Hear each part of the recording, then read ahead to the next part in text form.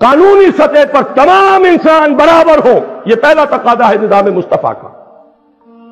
دوسرا تقاضا کامل انسانی حریت، آزادی، سول رائٹس کا جو تصور آج تک انسان جہاں تک اس نے رسائی حاصل کی ہے، اس سے بھی آگے ہے وہ حقوق جو نظام مصطفیٰ نے عطا فرمائے۔ نظام مصطفیٰ میں کہیں کوئی سیفٹی لاس کی گنجائش نہیں تھی، کسی کو محض شک پر گرفتار نہیں کیا جا سکتا تھا، کسی کے لیے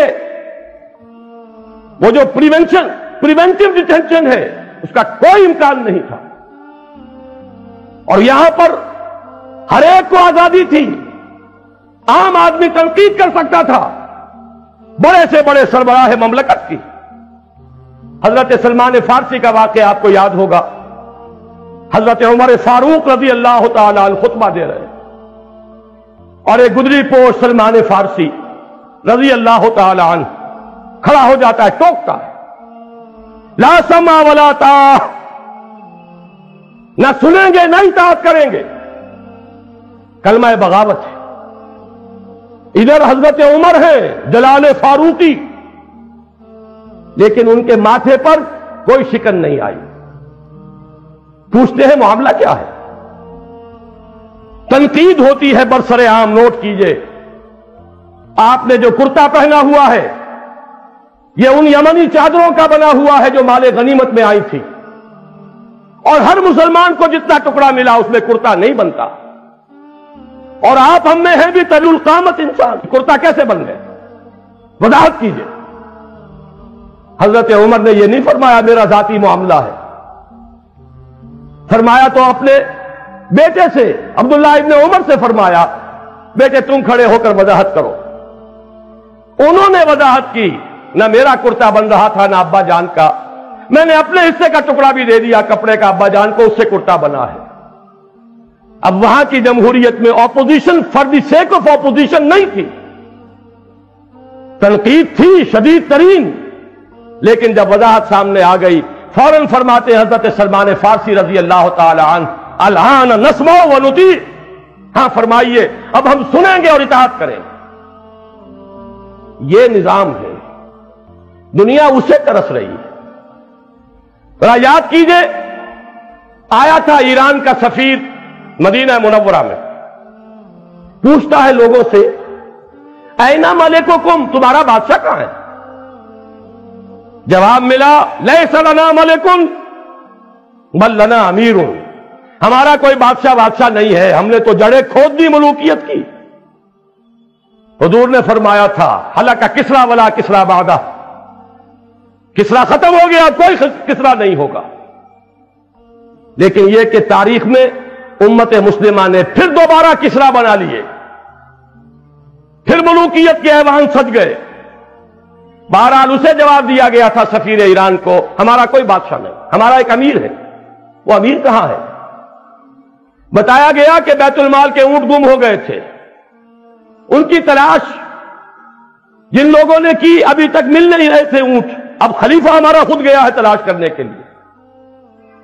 وہ کسی کو پہچاننے والے کو ساتھ لے کر گیا ہے تو دیکھا کہ دوپہر کا وقت ہو گیا تھا، تھک گئے تھے حضرت عمر، تنہا، کوئی باڈی گارڈز نہیں، کوئی خدم و حشم نہیں، اپنے کوڑے کو سر کے نیچے رکھ کر استراحت فرما رہے ایک جھاڑی کے سائے تلے۔ اس وقت کھڑے ہو کر کہا اس سفیر نے، عمر تم انصاف کرتے ہو لہذا تمہیں کوئی خوف نہیں، ہمارے بادشاہ ظلم کرتے ہیں لہذا ڈرتے رہتے ہیں، کانپتے رہتے ہیں، انہیں اونچے اونچے فصیلوں والی محلوں کے اندر بھی باڈی گارڈز کی ضرورت ہوتی ہے۔ دنیا اس نظام کے لیے ترس رہی ہے، وہ نظام ہے کہ جو لانا ہے۔ حضرت عمری کی ایک مثال اور آپ کو سنا دوں،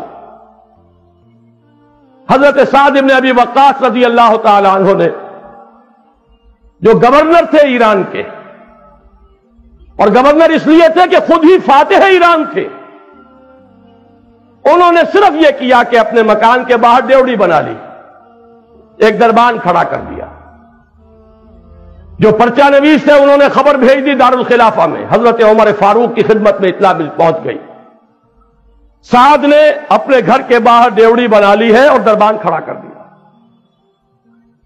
वहां से इताबनामा आया है और जो कासिद वो खत लेकर आया उसे हुक्म दिया जाते ही डेवड़ी को आग लगा देना और फिर ये खत देना।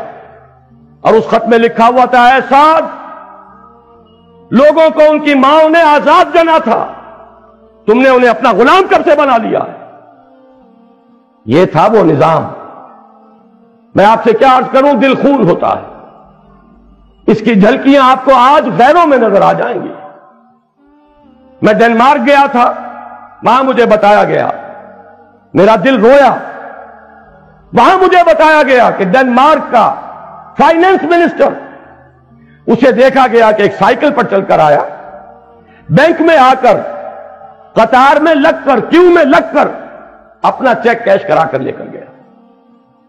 अगियार के यहां ये है और हमारे यहां हटो बचो और बॉडीगार्ड्स, जिधर से सवारी गुजरनी हो वहां ट्रैफिक बंद, चाहे कोई मरीज हो, जहां बलब हो, रास्ता नहीं खोल सकता। किसी वजीर की, किसी सदर की और किसी बादशाह की सवारी हो तो कहने क्या है, फिर तो दूर दूर तक कदगने होंगी।